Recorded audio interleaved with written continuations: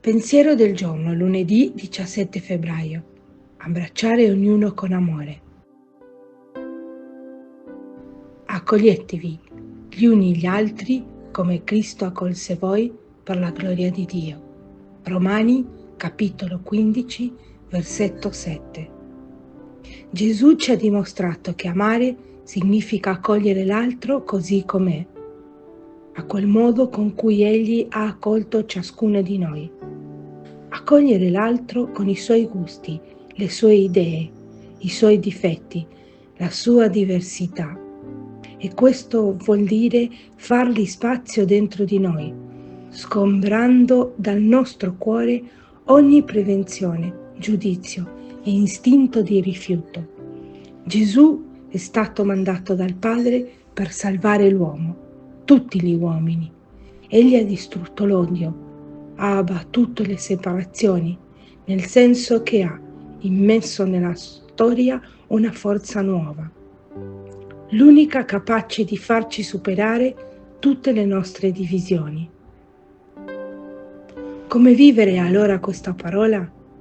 La viviamo accogliendo il nostro prossimo con tutti i suoi diritti, diritto alla vita, al lavoro, al giusto salario, alla casa, alla libertà.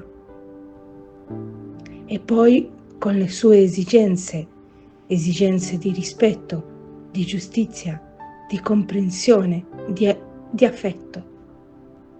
Non diamo mai una gloria così grande a Dio come quando ci sforziamo di accettare il nostro prossimo, perché allora noi gettiamo le basi della comunione fraterna e niente dà tanta gioia a Dio quanto la vera unità tra gli uomini.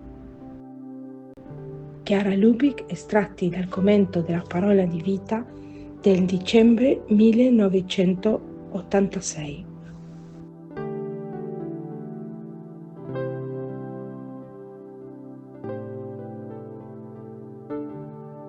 Parola di Vita, febbraio 2025.